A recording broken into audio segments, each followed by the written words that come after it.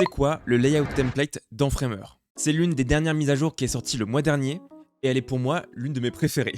La logique et l'intérêt de créer des layout templates dans Framer, ça va permettre tout simplement de créer un template qui va pouvoir réutiliser votre navbar, votre footer, vos bannières, n'importe quel élément que vous allez réutiliser à chaque fois sur toutes les pages de votre site web, sans avoir le besoin de tout modifier page par page. Ça n'a pas seulement pour but de mettre des navbars, des footers et autres éléments qui se retrouvent sur toutes vos pages, mais aussi de déterminer tout simplement des règles à votre site web. Vous allez pouvoir ajouter du padding, du gap, ainsi que des éléments minimes prédéfinis comme les custom cursors. Le mieux dans une vidéo tutoriel, c'est souvent de passer à la pratique. Donc allons ensemble sur Framer et laissez-moi vous montrer l'intérêt du layout template. Mais avant de partir sur la pratique, n'hésitez pas à vous abonner.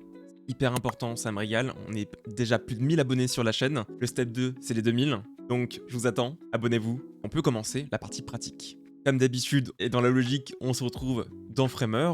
On va reprendre le projet de la dernière vidéo qu'on a faite pour pouvoir illustrer l'intérêt du layout template. Donc si vous voulez savoir comment faire une navbar, allez la voir.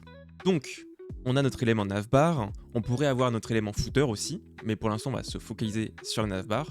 On a bien, du coup, nos trois éléments avec nos trois devices, c'est très important à avoir. Et on va faire clic droit et on va créer Create Layout Template.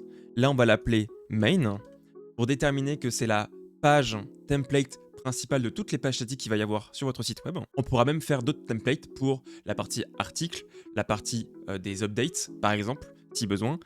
Mais là, pour l'instant, on va juste focus sur des pages statiques avec une navbar, un footer et quelques éléments qui vont se retrouver souvent sur toutes les pages. Donc, on crée notre élément. On va aller dans Layers pour mieux voir et mieux comprendre chaque élément qui s'y trouve. Donc ici, on a notre navbar. Ensuite, on a un placeholder. Et en fait, pour vous expliquer tout simplement ce que ça signifie, c'est que votre navbar va être un élément récurrent de ce template, ainsi que le placeholder. En fait, le placeholder, c'est un élément qui fait partie de la page template qui, en fait, est tout simplement votre page avec les modifications apportées à cette page-là. Je m'explique. En fait, ici, par exemple, il va y avoir titre, image, etc. Des sections prédéfinies pour chaque page, mais c'est pas ici qu'elles seront, c'est bien sur Home. Là, bien sûr, comme vous pouvez le voir, on va dans Desktop, ça nous a bien mis notre navbar en desktop. Si on retourne dans Assets, on voit que tout simplement notre template se trouve dans Assets directement aussi, comme un composant. Vous pouvez ici créer un nouveau template ou un nouveau folder en fonction des templates que vous créez. Donc on va retourner dans le template, on va être dans Layers. Et là, ce qu'on va faire, c'est qu'on va créer, hop, tablette et téléphone. Je veux phone. Ici, je veux phone. Parfait. Et donc, on a notre élément. Ça, c'est le plus important. Maintenant, on va créer une nouvelle page, new page. Vous pouvez voir que, tout simplement, la navbar est bien introduite sur cette nouvelle page. Et que si vous faites tablette et mobile, vous avez bien aussi toutes ces versions responsives.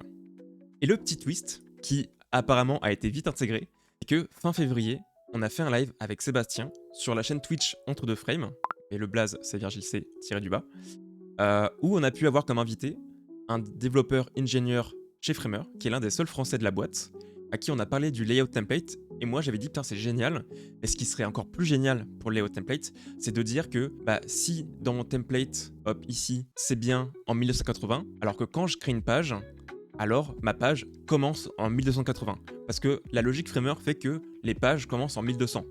Sauf que si vous travaillez en 1440 ou en 1280 ou un écran plus grand, et que derrière vous créez une page avec ce template-là, et que ça se remet en 1200, c'est encore un petit perte de temps, c'est ridicule, hein, c'est vraiment dérisoire. Donc j'en ai parlé, j'ai fait ça serait trop bien que ça soit intégré dedans, et ça l'a fait. Donc ça fait trop plaisir que mon idée ait été prise en compte et que ça soit intégré dans Framer, et hyper rapidement aussi. Revenons à notre layout template, en allant un peu plus loin dans la logique. Imaginons que ici, voilà, je crée un nouveau variant. On va avoir ici le variant 2, qui est pas beau, on va fit, voilà, et qu'on va fit aussi ici, parfait. On a notre variant. Maintenant, on va aller ici, on va créer une variable, et maintenant, quand on ira sur, par exemple, la page 1, on va pouvoir changer le variant directement, et dire que du coup, sur ma page 1, c'est du coup tout simplement la page programme, et tout simplement aussi simplifier le process pour en fait avoir toujours cette possibilité de modification même sur un template.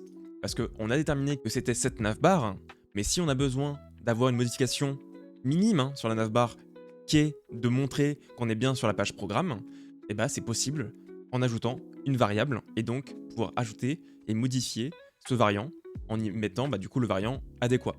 Et si on reprend ce que j'ai dit au tout début, on peut ajouter des éléments qui vont se retrouver sur ce fameux template, mais on peut ajouter du coup des paddings. Alors, quand je vais retourner sur page et que je vais tout simplement prendre une frame, la glisser et voilà et dire voilà je veux du fil, et il y aura une logique tout simplement de 100 de padding de chaque côté parce que je l'ai dit sur mon template. C'est la même chose par exemple pour ici, par exemple là on a quoi 73, on voudrait avoir un petit 100, au moins il y a un petit peu d'espace et ça marche. Et du coup quand vous allez créer vos éléments, on peut même dire que le gap il est toujours de 32, 200 même si on veut, et bam bam bam ça se met automatiquement. Ensuite on peut aussi dire alors ici je ne veux pas du 100 mais je veux du 45, et ici je ne veux pas du 100 mais je veux du 16. Et là, ça vous fait gagner un temps de ouf. C'est comme la création de style guide dans Framer. Vous allez créer vos petites couleurs, vos petits styles de texte, etc. Et vous allez faire la même chose avec les layout templates. Prendre en compte les différents éléments qui vont s'y trouver dans le futur et déterminer du coup un template qui va permettre de structurer hyper rapidement et très simplement vos différents éléments sans y penser par la suite. Et se dire, est-ce que sur toutes les pages j'ai bien mis 100 de chaque côté? Est-ce que j'ai bien mis 100 entre chaque gap, etc. C'est génial, je trouve ça incroyable. Et c'est vraiment la force de Framer de prendre en compte les besoins et de trouver des solutions à ces problématiques. C'est logique, hein. Mais de prendre aussi en compte du coup les retours clients. Je suis client Framer, je l'utilise à 100%. J'ai dit que ce serait cool de pouvoir dire que si c'est 1180 sur le template, c'est 1180 sur les pages qu'on crée avec ce template, que demander de plus. Donc voilà, la logique est là, la logique est simple. C'est vraiment un élément hyper cool à prendre en compte. Donc prenez-le en compte de votre côté, prestataire, et prenez en compte aussi du côté client qui n'aura pas à penser à modifier. Et si jamais il souhaiterait, par quelle autre occasion, de modifier par exemple les marges des côtés, vous pourrez lui dire, va sur le template, tu modifies ici et ici, tout simplement, ça se fait sur toutes les pages. Il publie, et il n'a pas besoin de se dire, ok, il faut que je modifie sur 15 pages, parce que j'ai 15 pages qui ont été faites par mon prestataire, putain c'est trop chiant, je perds du temps. Plus maintenant. Donc voilà, c'est la fin de la vidéo. J'espère que vous avez kiffé cette petite mise à jour. Voilà, j'ai essayé d'en faire assez régulièrement dès qu'il y a une mise à jour qui me plaît, qui est pertinente pour moi et donc pour vous. Et on se retrouve du coup pour une prochaine vidéo. Avant ça, n'hésitez pas à liker, à commenter, à partager et bien sûr à vous abonner. Parce qu'on est plus de 1000. Maintenant, le step 2, c'est 2000 abonnés. Donc régalez-moi et on se dit à la prochaine. Bye sur Framer.